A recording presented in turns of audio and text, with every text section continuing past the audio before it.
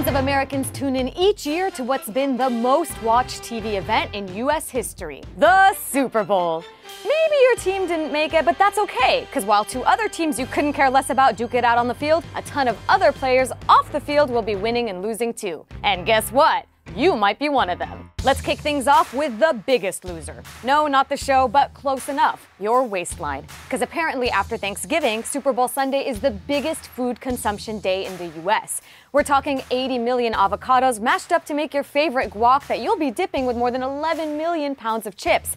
Add that to the more than 1 billion chicken wings you'll stuff your faces with, and wash it down with the 325 million gallons of beer being guzzled, and you'll be looking and sounding like this guy in no time. But hey, shout out to the pizza delivery guys who will be earning major tips on what's single-handedly the biggest pizza delivery day of the year. Touchdown, saturated fats!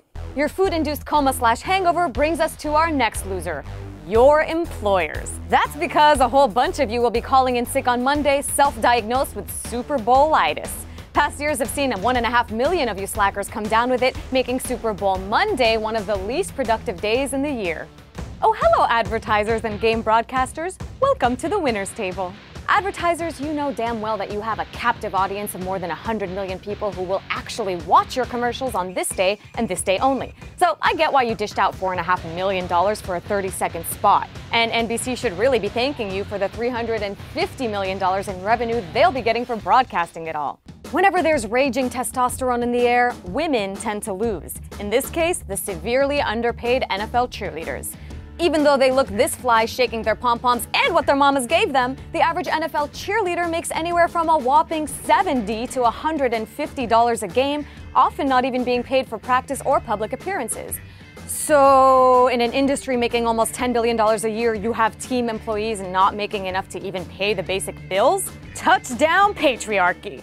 You'd think hosting the Super Bowl in your city would mean super money. At least that's how the NFL hypes it up. But no, cities can lose here also. One study that looked at 25 Super Bowls found that the economic impact of the game for the host cities comes out to only 1/10 of the amount promised by the NFL. Add up the costs of additional security, cleanup, transit, and everything else, and you've got a big fat bill for the city and its residents. This year, the mayor of host city Glendale, Arizona, complained so much about the ever-increasing price tag, he didn't even get invited to the game. Now that's unnecessary roughness.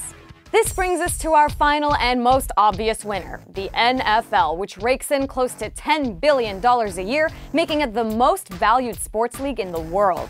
And yet, it somehow manages to operate as a nonprofit that doesn't pay taxes. Or its cheerleaders, apparently. But this benevolent nonprofit does pay its commissioner, Roger Goodell, an astounding $44 million salary, despite the numerous scandals under his watch.